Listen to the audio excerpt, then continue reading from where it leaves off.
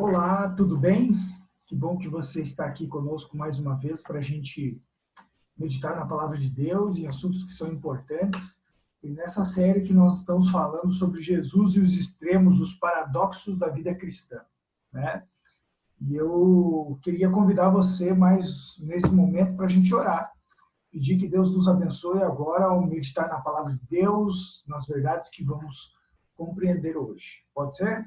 Feche seus olhos agora. Querido amado Deus, nós estamos aqui diante do Senhor, sabendo que o Senhor é bondoso, é compassivo para conosco e estará sempre ao nosso lado, Pai. Cuida de nós hoje. Nós queremos compreender a Tua palavra segundo a Tua bendita vontade. Nós rogamos isso em nome de Jesus. Amém. Quero contar a história para vocês de um homem chamado Dietrich Bonhoeffer. Ele nasceu em 1906, na região ali da Polônia. Depois de um tempo ele foi uma pessoa religiosa, uma pessoa cristã, né? E ele estudou teologia pela Universidade de Tübingen em 1928, né? E depois de um tempo começou a trabalhar, já com 25 anos de idade, começou a lecionar na Faculdade de Teologia de Berlim, para vocês terem uma ideia. Eu quero mostrar aqui para vocês aqui a faculdade, olha só que interessante. Essa foi a Faculdade de Teologia de Berlim, onde ele deu aula, né?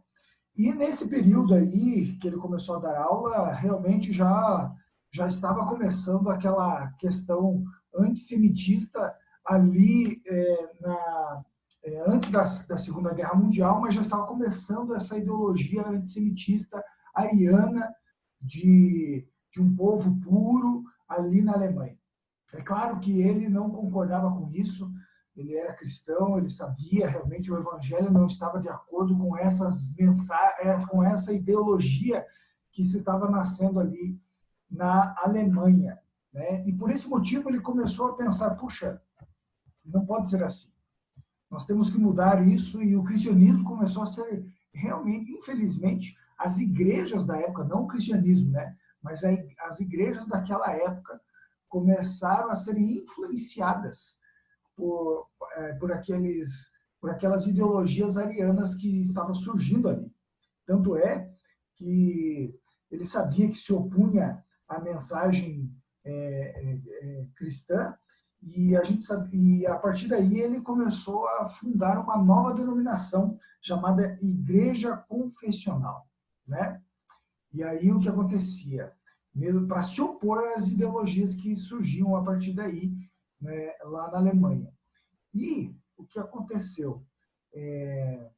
Muitos judeus não podiam receber cargos, não poderia ser batizado nenhum judeu, era negado o batismo a alguns judeus, e ele não concordava com isso. Mas as igrejas que ele havia fundado funcionavam de forma clandestina.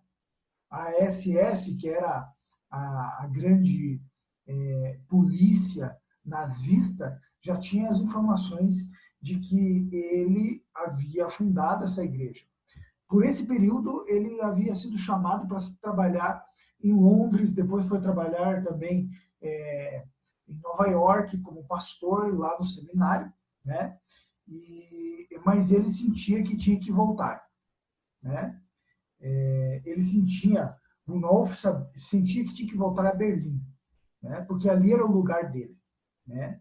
Então, no ano de 1939, ele saiu de Nova York e falou para o irmão dele, olha, estou voltando porque eu sei que eu tenho que dar conta do trabalho que eu tenho que realizar ali. É claro, ao chegar lá, ele foi proibido de falar em público, né? Então, depois de um tempo, sabendo da resistência que ele exercia, ele foi pego pela polícia nazista, né? Justamente próximo ao período em que Hitler, em 1933, assumia o governo da Alemanha, né? Que coisa, né? E é interessante saber dessa história, por quê? Porque ele era cristão, ele era fiel a Deus, ele caminhava nos caminhos de Deus, mas ele sofreu as consequências de ser fiel a Deus. Ele sofria as consequências de estar realmente no caminho de Deus. E isso fez com que ele fosse parar em um campo de concentração. Eu tenho o nome aqui do campo de concentração, Buchenwald.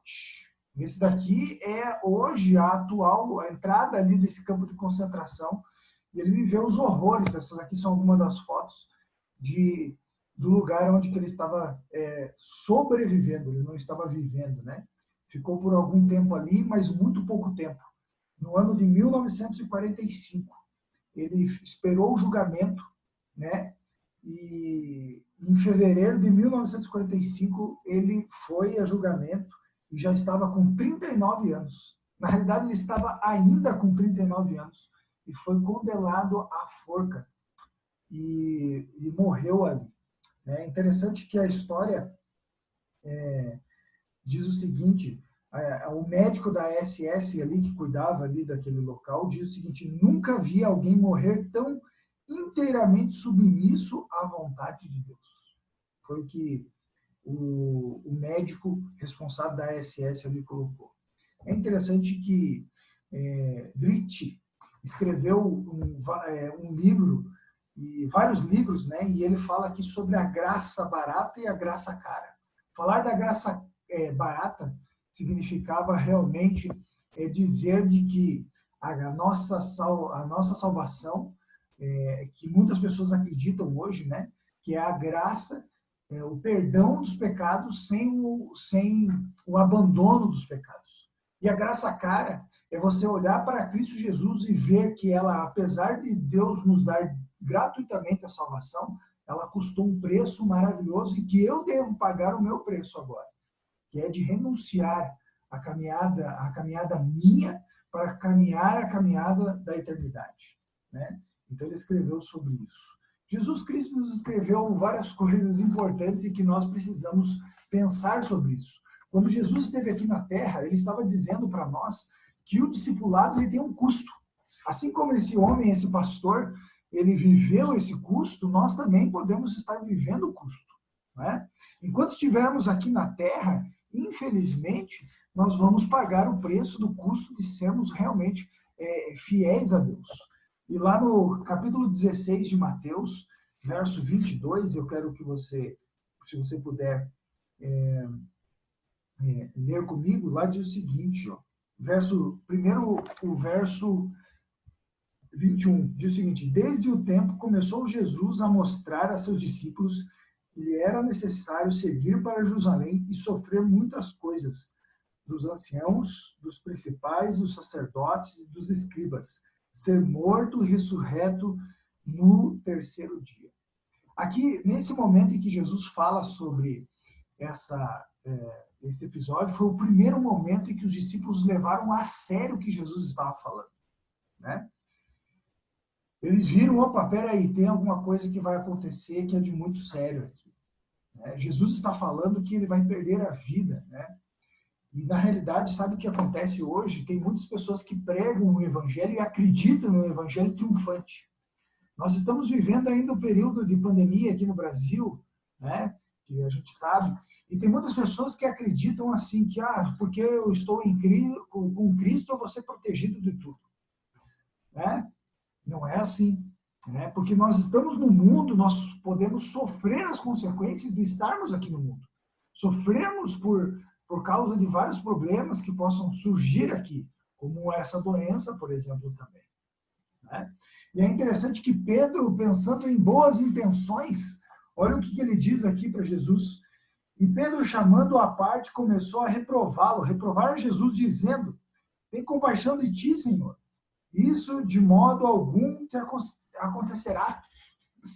Né? Pedro queria falar: não, Senhor, calma, não é bem assim, as coisas podem ser melhores. Não, não é bem assim, é de fato. Mas é interessante que Jesus sabia o porquê que ele tinha vindo aqui na Terra. E ele tinha vindo aqui na Terra para nos dar a salvação, para ser o sacrifício nosso. Então era a intenção realmente de Jesus passar por tudo isso. E é por esse motivo que lá no verso 23, Jesus vem e nos fala o seguinte, ó, repreende, né? Mas Jesus, voltando-se para Pedro, diz: arreda de mim, Satanás. Tu és para mim pedra de tropeço. Por que não cogitas das coisas de Deus, e sim das coisas dos homens? Olha que dureza que Jesus usou as palavras contra Pedro. Olha, sai de mim, Satanás. Eu não fui feito para isso, eu fui feito realmente para ser o salvador da humanidade. Eu vim aqui para sofrer realmente, né? Eu vim aqui para passar por tudo isso. Era isso que Jesus queria dizer a todos nós e diz até a nós até hoje. Nós precisamos estar conscientes de que estamos vivendo uma vida aqui que podemos sofrer.